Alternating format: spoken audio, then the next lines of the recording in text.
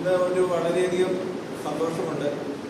ഞങ്ങളെ കൂടി ഉൾപ്പെടുത്തി ഈ ഒരു യോഗത്തിൽ പങ്കെടുപ്പിച്ച് ഇതുപോലൊരു വനിതാ ദിനം ആഘോഷിക്കാൻ നമ്മുടെ ബ്ലോക്ക് പഞ്ചായത്തിനുള്ള നന്ദി അറിയിച്ചുകൊള്ളുകയാണ്. അതിന് തന്നെ സന്തോഷവും.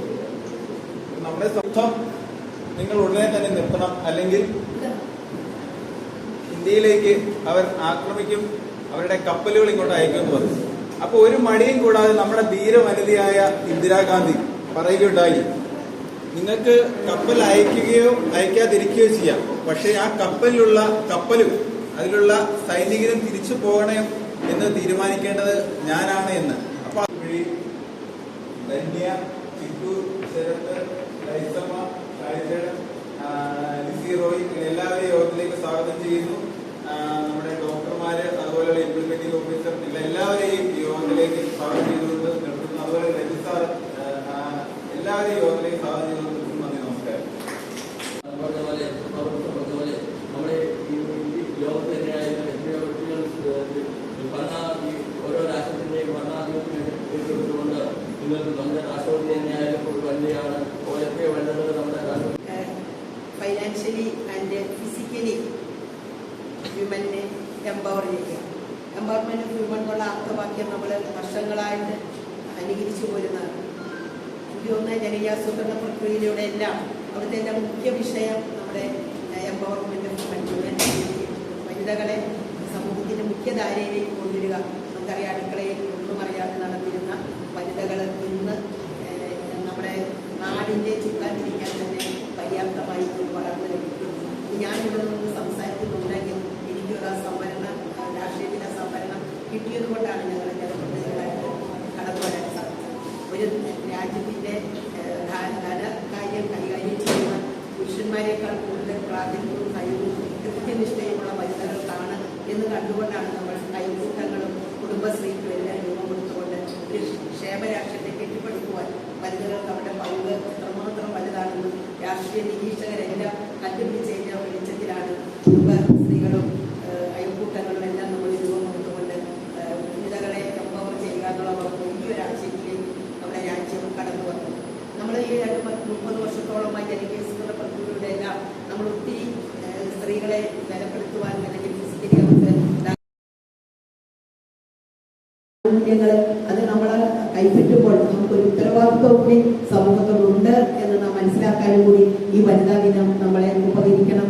എങ്കിൽ മാത്രമേ ഇതുകൊണ്ട് ഫലം കാണുവാൻ നമുക്ക് ശ്രദ്ധിക്കുകയുള്ളൂ. ഇന്ന് ലോകം മുഴുവൻ ആർട്ടിഫിഷ്യൽ ഇന്റലിജൻസിലെല്ലാം ഒത്തിരിയേറെ ഉയർന്നും പറക്കുമ്പോൾ നമുക്കറിയാം, ഒരു വിരൽത്തുമ്പിൽ IT രംഗമെല്ലാം ലോകം മുഴുവൻ നമുക്കൊരു മിനിറ്റ് കൊണ്ട് വാർത്തകൾ എത്തിക്കുവാനും വാർത്തകൾ അറിയുവാനും സാധിക്കുന്ന ഈ ലോകത്തിൽ ഒപ്പം തന്നെ അധാർമികത പുനരുദ്ധി വളരുകയാണ്. അതായത് വിദേശ ആധിപത്യം, വിദേശ പണത്തിന്റെ ഒഴുക്കുമെല്ലാം നമ്മുടെ ലോക സംസ്കാരത്തിലേക്ക് നമ്മളെ കൊണ്ടെത്തിക്കുകയാണ്.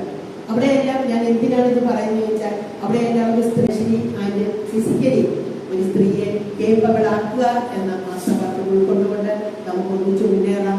ഈ വനിതാ ദിനത്തിന്റെ സന്ദേശം നമുക്ക് എല്ലാവർക്കും ഉൾക്കൊള്ളുകൊണ്ട് നമ്മുടെ സമൂഹത്തിന് നന്മയുടെ കവിതകൾ വിളയ്ക്കുവാനും കൊയ്യുവാനും നമ്മളെ സാധിക്കട്ടെ എന്ന് ആശംസിച്ചുകൊണ്ട് ഇവിടെ കൂടിയിരിക്കുന്ന എല്ലാവർക്കും വനിതാ ദിന സന്ദേശം നൽകിക്കൊണ്ട് ഞാൻ ഈ യോഗം ഉദ്ഘാടനം ചെയ്ത് പ്രഖ്യാപിച്ചുകൊണ്ട് ഞാൻ എളിയ മാത്രം നിർത്തുന്നു. നന്ദി. വനിതകൾ പ്രതികരിക്കാൻ തുടങ്ങിയിട്ടുണ്ട്. വനിതകൾ പ്രതികരിക്കാൻ തുടങ്ങിയപ്പോൾ തന്നെ അതിന് വലിയ മാറ്റമായി. ചുമ്മാ കയറി ആർക്കും തോണ്ടാൻ പറ്റിയില്ല. അപ്പോൾ തീർച്ചയായിട്ടും ആ കാര്യത്തിൽ വലിയൊരു മുന്നേറ്റം നമ്മുടെ കേരളീയ സമൂഹത്തിന്, സ്ത്രീ സമൂഹത്തിൽ ഉണ്ടായത് വളരെ ശുഭോദർക്കമായ ഒരു കാര്യമായിട്ടാണ് ഞാൻ അതിനെ കാണുന്നത്. സ്ത്രീകള് പ്രതികരിക്കാൻ തുടങ്ങിയിരിക്കുന്നു. ആ പ്രതികരിക്കാൻ തുടങ്ങിയപ്പോൾ വലിയ മാറ്റങ്ങൾ സമൂഹത്തിലുണ്ടായി. സ്ത്രീ സുരക്ഷ പ്രധാനപ്പെട്ട ഒരു വിഷയമാണ്. സുരക്ഷിത കാര്യത്തിലുള്ള കുറിച്ചും നമുക്ക് ഉണ്ടാകാൻ തുടങ്ങിയിട്ടുണ്ടോ ഉണ്ടാകട്ടെ എന്ന് പ്രാർത്ഥിച്ചുകൊണ്ട് വനിതാ ദിനത്തിന്റെ എല്ലാ ആശംസകളും നേർന്നുകൊണ്ട് ഞാൻ നിർത്തുന്നു. നന്ദി. ശരിക്കും പറഞ്ഞാൽ നമ്മുടെ ഒരു സമൂഹത്തില് സ്ത്രീകൾക്ക് ശരിക്കും വിനിയോഗിക്കാൻ, നമ്മുടെ താല്പര്യങ്ങൾ വിനിയോഗിക്കാൻ പറ്റുന്ന ഒരു രീതിയിലുള്ള, അല്ലെ നമ്മുടെ കാര്യങ്ങൾ വിനിയോഗിക്കാൻ പറ്റുന്ന രീതിയിലുള്ള സമൂഹമാണ് നമുക്കുള്ളത്. പിന്നെ സാധാരണയിൽ വ്യത്യസ്തമായിട്ട് ഇപ്പോൾ ഇവരെ സംബന്ധിച്ചിടത്തോളം പുരുഷന്മാർ രാവിലെ വീട്ടിൽ നിന്ന് ഇറങ്ങി പോകുന്നു, തിരിച്ച് വീട്ടിൽ കയറി വരുന്നു. അവർക്ക് വേറെ അങ്ങനെയുള്ള ഉത്തരവാദിത്തങ്ങളൊന്നുമില്ല. നമ്മളെ സംബന്ധിച്ച് ഒരു വീടിന്റെ മുഴുവൻ ഉത്തരവാദിത്തം ഏറ്റെടുത്ത് അതുപോലെ തന്നെ നമ്മൾ അവരുടെ കൂടെ പ്രവർത്തിച്ച് തിരിച്ചു കയറി വരുമ്പോഴും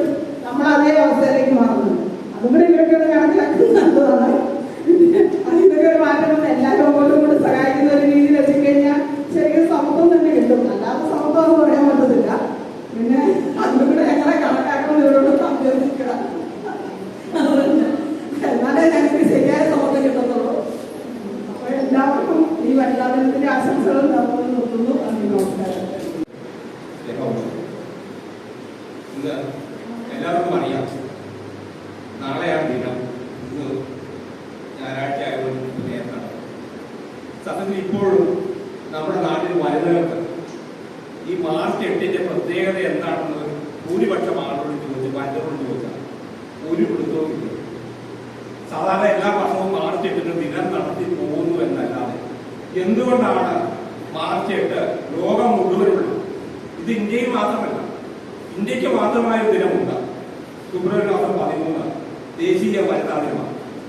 സരോജിനി നായിഡുവിന്റെ ജന്മദിനം ഇന്ത്യയിലെ വനിതകൾ ദേശീയ വനിതാ ദിനമായി ആചരിക്കുന്നു. എന്നാൽ മാർച്ച് 8 അങ്ങനെയല്ല. ലോകമെമ്പാടുമുള്ള വനിത അവരുടെ ഒരു ദിനമായി അന്ന് തിരഞ്ഞെടുക്കാൻ കാരണമുണ്ട്. ഇത് സത്യത്തിൽ ഞാൻ മനസ്സിലാക്കിയത് 4 കാര്യങ്ങളെ ഓർമ്മപ്പെടുത്താൻ വേണ്ടിയാണ് ലോകത്തുള്ള വനിതകൾക്കായി ഒരു ദിനം കണ്ടെത്തിയത്. അതൊന്ന് ആരോഗ്യം, മറ്റൊന്ന് വിദ്യാഭ്യാസം, ഒന്ന് തൊഴിൽ, ഒന്ന് കുടുംബം. അത് വെറുതെ അല്ല 4 വിഷയം തെരഞ്ഞെടുത്തു. നൂറ്റാണ്ടുകൾക്ക് മുൻപ് അന്നത്തെ കാലത്ത് 20-ാം നൂറ്റാണ്ടിൽ ഒരുപക്ഷെ വ്യാവസായിക വിപ്ലവം നടക്കുന്ന കാലത്ത് അന്നത്തെ സ്ത്രീകൾ അനുഭവിച്ച ബുദ്ധിമുട്ടും വേദനയും അതേ ഓർമ്മപ്പെടുത്താൻ വേണ്ടി, അന്നത്തെ വനിതകൾ നടത്തിയ പോരാട്ടത്തെ ഓർമ്മപ്പെടുത്താൻ വേണ്ടിയാണ് ഈ 100 വർഷം കഴിഞ്ഞിട്ട് ഇപ്പോഴും ഈ ദിനം ആചരിക്കുന്നത്. അതുകൊണ്ട് ഉറപ്പായിട്ടും പറയാം, ഒത്തിരിയേറെ മുന്നോട്ട് പോകാൻ കഴിഞ്ഞിട്ടുണ്ട് വനിതകൾ. തുല്യനീതി എന്ന ആവശ്യം ഉന്നയിച്ചുകൊണ്ട് ഇപ്പോഴും രാജ്യത്ത് പല സ്ഥലങ്ങളിലും സമരങ്ങൾ നടത്തിക്കൊണ്ടിരിക്കുക. ആ സമരത്തിനെല്ലാം പ്രചോദനമായി ഈ മാർച്ച് 8 മാറട്ടെ എന്ന് മാത്രം ആശംസിച്ചുകൊണ്ട് എല്ലാവർക്കും ഒരിക്കൽ കൂടി വല്ലാതെ ആശംസകൾ നേർന്നുകൊണ്ട് ഞാൻ വാർത്ത. ആദ്യമായി ഹാപ്പി വിമൻസ് ഡേ പറയട്ടെ. എല്ലാവർക്കും ഹാപ്പി വിമൻസ് ഡേ. നമ്മുടെ വനിതാ ദിനം ആരംഭിക്കുമ്പോൾ നമ്മൾ ഓർക്കേണ്ട 2-3 കാര്യങ്ങൾ, എക്സ്പ്രസ് ചെയ്ത് പറയേണ്ട 2-3 കാര്യങ്ങൾ നിങ്ങൾക്ക് എല്ലാവർക്കും അറിയാമെങ്കിൽ കൂടെ അവിടെ പറയട്ടെ. Equal rights, equal opportunity and equal power. അതായത് പുരുഷനോടൊപ്പം ഈക്വലായിട്ട് റൈറ്റ്സ് ഉണ്ട്, നമുക്ക് ഈക്വലായിട്ട് ഓപ്പർച്യൂണിറ്റീസ് ഉണ്ട്, അതുപോലെ തന്നെ ഈക്വലായിട്ട് പവർ നമുക്കുണ്ട്. ഈ പവർ നമുക്ക് കിട്ടണമെങ്കിൽ നമ്മൾ ഇതിനെക്കുറിച്ച്, നമ്മുടെ റൈറ്റ്സിനെ കുറിച്ചും നമ്മുടെ ഓപ്പർച്യൂണിറ്റീസിനെ കുറിച്ചും നമ്മൾ വ്യക്തമായിട്ട് അറിവുള്ളവരായിരിക്കണം, അവെയർ ആയിരിക്കണം. അതിനെക്കുറിച്ച് വ്യക്തമായ നോളജ് നമുക്കുണ്ടാവും. We got this knowledge from power from knowledge. അതായത് നമുക്ക് ഈ അറിവ് ആണെന്ന് മറ്റുള്ളവരെ കാണിക്കാൻ വേണ്ടിയില്ല. നമ്മൾ സെക്യൂർഡാണോ? ഒരു ലേഡി ആ സമയത്ത് നമ്മുടെ സ്ട്രീറ്റിൽ കൂടെ നടന്നു പോകുമ്പോൾ എത്രമാത്രം സേഫാണ് അവർ? നമ്മുടെ ഉള്ളിൽ തന്നെ നമുക്ക് ഭീതിയുണ്ട്, ഏത് സമയവും നമ്മൾ ആക്രമിക്കപ്പെടാം, അല്ലേ? സ്ത്രീ സുരക്ഷയ്ക്കും സാമൂഹ്യ സുരക്ഷയ്ക്കും വേണ്ടിയിട്ട് സർക്കാർ ഒരുപാട് നിയമങ്ങൾ കൊണ്ടുവന്നിട്ടുണ്ടെങ്കിലും അതെല്ലാം ആ നിയമങ്ങൾ വനിതാ ദിനം ആചരിക്കുകയാണ്. ഈ വർഷത്തെ 2026 വനിതാ ദിനത്തിന്റെ തീമായിട്ട് വന്നിരിക്കുന്നത് ഗീവ് ടു ഗെയിൻ എന്നതാണ്. നൽകുന്നതിലൂടെ നേടിയെടുക്കുക എന്ന്.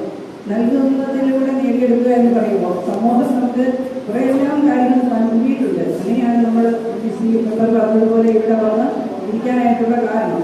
അതുപോലെ നൽകുക എന്നത് പിന്തുണയും അതുപോലെ അവസരങ്ങൾ നൽകുമ്പോൾ അതുകൊണ്ട് ശക്തിപ്പെടുന്നത് സമൂഹമാണ് എന്ന തിരിച്ചറിവ് നമുക്കുണ്ടാവണം. ആ നൽകുന്നതിലൂടെയാണ് നമുക്ക് ശക്തി ആർജിച്ച ഒരു സമൂഹത്തെ കെട്ടിപ്പടുക്കുവാനായിട്ട് സാധിക്കുന്നത്.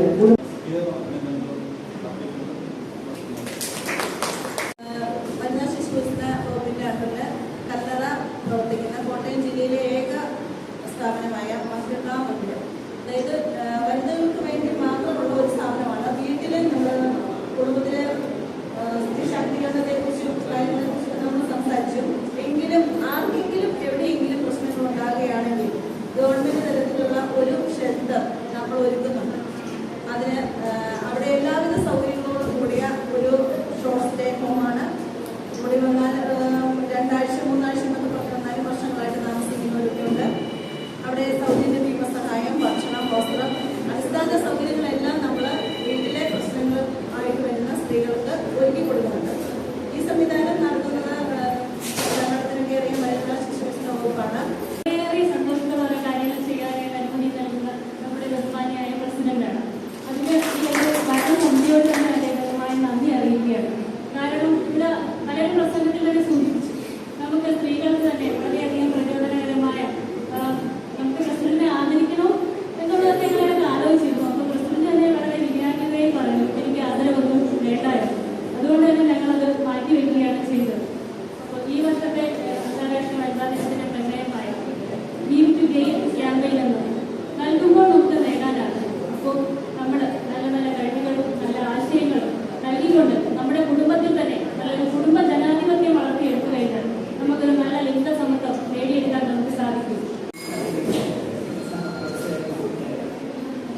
വലിയ സന്തോഷമുണ്ട്.